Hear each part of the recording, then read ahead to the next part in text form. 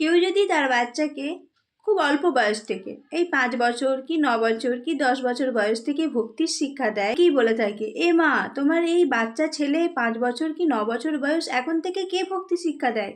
এখন থেকে এরকম কৃষ্ণ কৃষ্ণ করালে হয়?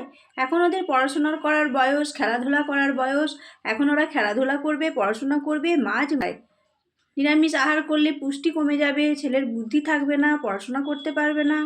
তাহলে এখন ছেলেকে সব কিছু খাইয়ে ছেলেকে পড়াশোনা শেখাও, এখন আবার ভক্তি শিক্ষা দেয় নাকি? আসলে কি তাই সত্যি? ছেলেকে কি বৃদ্ধ বয়সে ভক্তি শেখালেই ভালো হবে? আচ্ছা, ধরুন কোনো ছেলেকে পরিচয় ছোটবেলা থেকে বর্ণ পরিচয় করানো হলো না, কারণ সে বাচ্চা, তার এখন খেলাধুলার বয়স, সে এখন থেকে ভক্তি শিক্ষা করলে ভক্তি করতে, সে যদি এখন থেকে পড়াশোনা করে তার ব্রেনে চাপ পড়বে। এই ধরুন যখন 14 বছর বয়স তখন তাকে 9-এ ভর্তি করা হলো। আচ্ছা, সে কি তখন 9-এ বই পড়তে পারবে? তার তো বর্ণ পরিচয়ই হয়নি। আর সেই বয়সে গিয়ে বর্ণ পরিচয় করে তারপর 9-এর বই পড়া তার পক্ষে সম্ভব নয়, সে পারবে না। সে কি পরীক্ষায় পাশ করতে পারবে? সে একদম ফেল। তাহলে শিক্ষাটা দিতে হয় বাচ্চা বয়স থেকে। প্রথমে সে বর্ণ পরিচয় শিখবে, তারপর 1, তারপর 2, এক এক করে, মানে ধাপ আছে, ধাপ বাই ধাপ সে গিয়ে পৌঁছাবে মাধ্যমিক লেভেলে।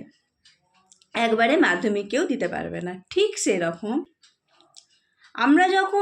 আমরা যে 70 বছর 80 বছর বয়সে গিয়ে ভক্তি করব, আচ্ছা আমরা কি কেউ জানি যে আমরা কতদিনের জন্য এ জগতে এসেছি?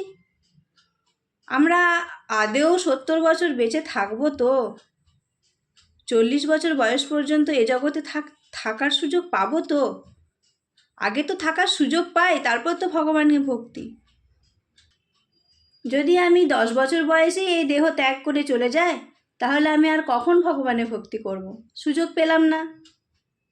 এবার মৃত্যুর পর আমি যে মনুষ্য শরীর পাবো তারও কোনো গ্যারেন্টি নেই, আমি আবার পশুর দেহ পেতে পারি। তাহলে আর ভগবানের ভক্তি করার সুযোগটা আমি হারিয়ে ফেললাম।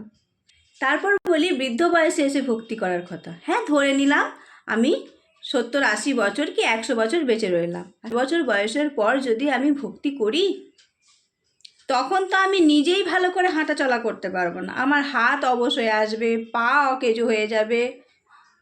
কারণ মানুষের যত বৃদ্ধ হতে থাকে মানুষের অঙ্গ প্রত্যঙ্গ তত ক্ষীণ হতে থাকে, তখন মানুষকে নানা রোগ জ্বালা ঘিরে ধরে, তখন সে নিজেকেই ভালো করে চালনা করতে পারবে না। তার নিজের হাঁটাচলা করতে গেলে অন্যের সাহায্যের প্রয়োজন পড়বে। সে কি করে তখন ভক্তি করবে ভগবানের? কি করে ভগবানের সেবা করবে? কি করেই বা তখন আর ভগবানকে জানার চেষ্টা করবে?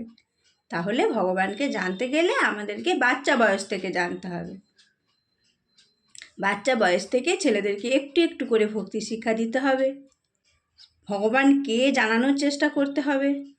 এ বিষয়ে প্রহ্লাদ মহারাজ মাত্র 5 বছর বয়সে শ্রীমদ্ ভাগবতমে 7ম স্কন্দের 6 নম্বর অধ্যায়ের 1 নম্বর শ্লোকে প্রহ্লাদ মহারাজ আমাদের জন্য বলেছেন, কৌমার আচরেত প্রাগ ধর্মান ভাগবতানিহ দুর্লভং মানুষং জন্ম তৎপধ্রুবমর্থদম। অর্থাৎ প্রাজ্ঞ ব্যক্তি মনুষ্য জন্ম লাভ করে জীবনের শুরু থেকেই, অর্থাৎ বাল্যকাল থেকেই অন্য সমস্ত প্রয়াস ত্যাগ করে ভাগবত ধর্ম অনুষ্ঠান করবেন।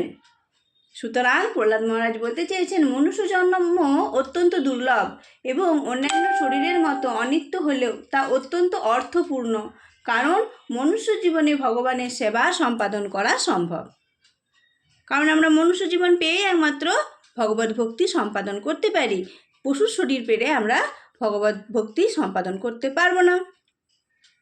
তার জন্য আমাদেরকে বাচ্চা বয়স থেকে এতটুকু সময় নষ্ট না করে, জীবনের এতটুকু সময় নষ্ট না করে বাচ্চা বয়স থেকেই ভক্তি শিক্ষা করতে হবে।